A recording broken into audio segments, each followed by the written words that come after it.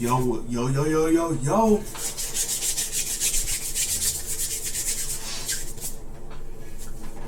I'm back out here again with another video. It's your boy Legendary, and we on a kill streak.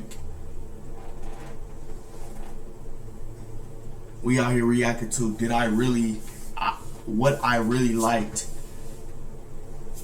about working at a pizza place. It's another one of these girl animation videos, so let's just get right into it. Shall we? Hi, my name is Tina, or at least that's what my adopted parents named me. And that's pretty much the only nice thing they've ever given me. When I was a baby, my parents adopted me from an orphanage in New York City. Oh, bro. The only nice thing your step parents gave you was giving you a name. Oh my God, bro. Man, your house fucked the fuck up. Remember anything from back then, but they told me the place was horrible. It was filthy! You better be grateful we rescued you from there. I never really believed her. How could it be any filthier than their own house? It was practically a pigsty. The carpet always had a horrible damp smell, and the floorboards and walls were all stained. They already had one child, my younger brother Steven, but he was super dumb. They knew I was smart, so they probably thought I was a good investment. You can do our son's homework since he's busy all the time, the little darling. Look, Mom, Dad, I can snort marbles out of my nose. Well done, Steven. We're so proud of you. Tina, those math exercises aren't going to work themselves out. I rolled my eyes as I walked away. Did I have to get adopted by the dumbest family in New York? I ended up doing all of his homework all the time. And you York, I really rock.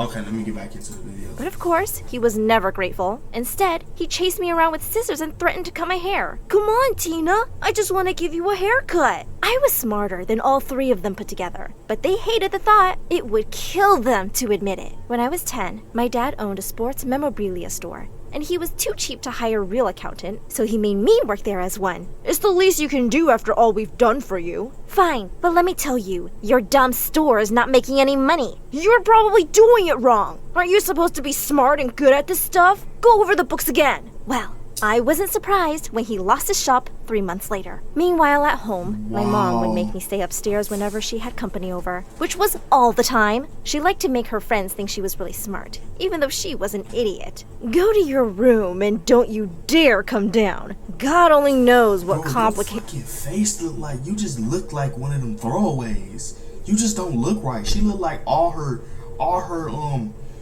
skin is just gone, bro. She got bone marrow coming out of her cheek, bro. And weird thing you'll end up talking about. They'll think I'm a freak like you. Don't embarrass me. I decided to have some fun one day while her friends were over. I set up a trivia board game I knew my mom would lose, and I told her friends I'd play on their team. We won by 25 points. It was epic. We didn't know Tina was so smart. My mom was so embarrassed. She flipped the table over and told everyone to leave. How dare you make me look stupid in front of my friends? Because you are stupid. If you ever read a book, you'd know a thing or two. Maybe if you weren't so ugly, you'd have friends other than books. I make myself laugh. Good, because no one else thinks you're funny. I the room before her flying shoe. Bro, that was the hardest clapback, bro. They gotta be one of the hardest clapbacks. Oh my God. While Mom and Dad were at work, Steven decided to spray paint the living room wall. What are you doing? Mom and Dad are gonna kill you. No, Tina. They're gonna kill you. He hid the can of spray paint in my room where I couldn't find it. When my parents got home, they freaked out. Tina, what did you do? Clean this up right now. It wasn't me. It was Steven. But they wouldn't listen to a word I said. Just then, Steven walked into the room holding empty cans of spray paint. Look what I found in Tina's room. That was it. I was doomed. One more stunt like this and we're taking you right back to that orphanage. At least it looks better than it did before. This house is disgusting anyway. I spent the next 5 hours scrubbing paint off the wall. Even after that, I couldn't get it all off. I missed dinner, and my parents made me go to bed hungry. It wasn't much of a loss, really. My family just had gross canned junk for dinner anyway. They didn't have enough money to buy good food, apparently, but they could somehow afford a gigantic flat-screen TV for their filthy living room. My dad loved that TV and sat in front of it all day after work, watching baseball. Steven loved baseball too. so Dad signed him up for the Little League team. But equipment wasn't cheap. So Dad gave all of my measly allowance to Steven to buy a baseball bat. That's not fair! That's my money! No, it's my money that I gave to you, and I can take it back! My mother agreed What? with him. Maybe Steven will grow up to be a famous baseball player.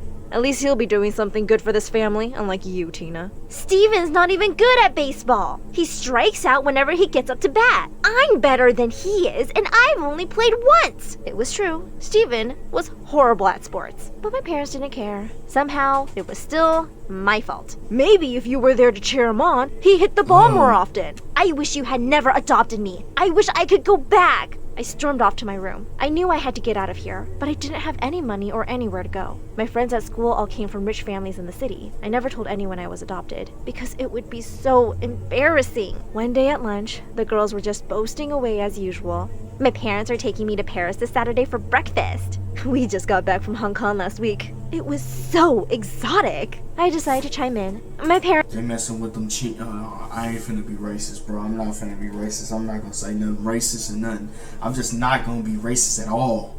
let me get extra pepperoni on my pizza last night. That was a lie. They actually said pepperoni was too expensive and I wasn't allowed to get it. How is Actually, pepperoni we never expensive? ordered pizza either. The girls all looked at me like I had 3 heads. It's okay, Tina. We all know your family is dirt poor. Pepperoni is all they can afford. I was mortified. I ran out of the cafeteria in tears as the girls laughed at me. I stopped next to a bulletin board and noticed a help wanted sign. Angelo's Pizza was hiring delivery drivers. I was only 14 and I couldn't drive, but Angelo didn't need to know that. I lied in my application saying I was 17 years old and had a driver's license. He Wow. hired me and placed an Angelo's Pizza hat on my head. Guess it was time to teach myself how to drive. Driving wasn't easy. I knocked over so many trash cans and street cones at first. I didn't have anyone to teach me, and watching YouTube videos only helped so much. I couldn't tell my parents because they'd want the car for themselves. They only had one car, and Mom was only allowed to use it if she asked Dad's permission. Once I taught myself Wow. the basics, it was time to start delivering pizzas. It was actually pretty fun. I got to play my music and smell fresh pizza all day long. I told my parents I'd be studying at a friend's house after school. They didn't care where I was, as long as it was out of their faces.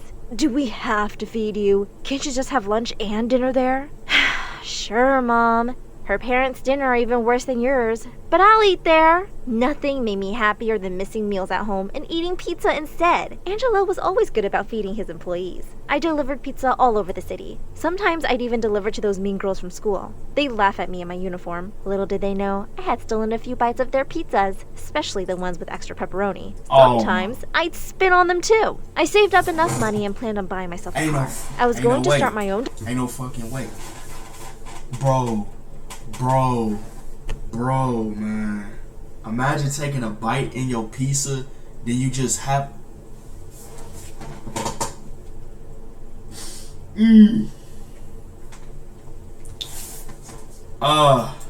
delivery service. I hid the money under a loose floorboard in my room. I couldn't let my parents find it, or they'd probably spend it on another big TV. Then, disaster struck. I arrived at a house, got out of my car, and walked up to the door. I rang the bell, and my dad answered the door. Tina, what are you doing here? He was at a friend's house watching the game, and they had ordered pizza. I should have recognized the address, but I was just so busy that I hadn't noticed. Since when do you have a job? You better not be hiding money from us. You know we need it. That night, my parents ripped my room to pieces. They knocked over every piece of furniture and tore open every drawer. I found it! Stephen pulled my box of money out from under the floorboard. Stop! Put that back! How dare you hide this from us, Tina? We adopted you from that horrible orphanage, and this is the thanks we get? That was the last straw. I stormed out of the room and grabbed Steven's baseball bat, the one they bought with my money. I walked right up to the big TV in the living room, wound up, and smashed it to pieces. How's that for thanks?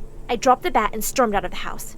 I went to the one place I knew I was safe, Angelo's Pizza. Angelo was closing up shop when I showed up in tears. I told him what had happened and how my parents stole all my money, and he felt really bad. Here, I know you've been saving up for a car. It's yours. And he just handed me the keys to my pizza delivery car. I gave him a big hug.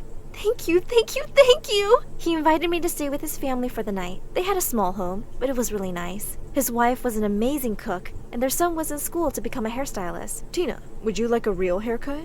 He worked some serious magic on my hair. I looked like a movie star and I felt like one too. Angelo's family felt so bad for me that they offered to let me live with them. They became my second adopted family, my real family. Balancing work and school wasn't easy, but I managed. I learned as much as I could about starting a business and finally got my driver's license 2 years later. My parents didn't come to my high school graduation. They didn't even try to contact me after I smashed the TV. Instead of going to college, I started Tina Taxi, a full-service food delivery and rideshare company like Uber and DoorDash. Tina Taxi was different because I made each ride a party and worked a pure tip system. That meant my rides were free, and if people wanted to give me money, they could. My brother heard about my new job and called for a ride. He made me drive him all over the city pretending like he was lost. Sorry, I meant to go somewhere else. So sorry. Can you go in that direction now, please? He finally got out and didn't give me any money. Instead, he poked a hole in my tire and took a bus home. I lost a whole day of business because of him. While driving one day, I saw a bunch of signs all over town that were making fun of me. One in particular read, "Tina Taxi is a scam." I knew it was my idiot brother because he couldn't even spell taxi right. Take those signs down. You'll ruin everything. Buy me a new baseball bat and TV, and maybe I'll take them down. Why don't I give you a job, and you can buy your own? Work for you? Why would anybody ever want to work for you? I tore the signs down myself and left them on my parents' lawn. I knew Tina Taxi was a good idea, and plenty of people already wanted to work for me. I got my own apartment and decided it was time to hire more drivers. By the next year, I had 20 drivers working for me, and Tina Taxi brought in over $1 million. Soon enough, I got a call from a multi-billion-dollar company that wanted to buy Tina Taxi. They offered me $2.5 billion for my company. I told them I'd only sell if they maintained my business model. Tina Taxi was always meant to help those in need. They agreed. After everything was said and done, I went back to the orphanage where my parents had adopted me all those years ago. The kids were so excited to see me. That's Tina from Tina Taxi! I want to be just like her when I grow up! You're already just like me. I used to live here when I was just a baby. Ain't no fucking way this true, bro. This gotta be a made up story because ain't no such thing as called Tina Taxi. This is how, bro, she just told on herself. She just literally told on herself. All these stories are fake. Ain't no such thing as Tina Taxi. It's Papa John Pizza or Little Caesars. Baby. They were thrilled to know I started out just like them. I donated millions of dollars to help remodel and build orphanages all over. Or Uber Eats. Yeah, it's Uber. No, not no Little Caesars and all that. No, we got Uber. Ain't no such thing as taxis, it's Ubers. You got Uber Eat, Grubhub, you got all them things. That's what she talking about. She on some other shit. Over the world, but especially one in my home state of New York. I even adopted a little girl named Amira, and I promised to give her the childhood that I never had. Together, we live in a huge house outside of New York City. I never heard from my adopted parents ever again. I never heard of Steven either, so he probably never did become a famous baseball player. It was the... Well, y'all boys, there go the video. Catch y'all boys another time.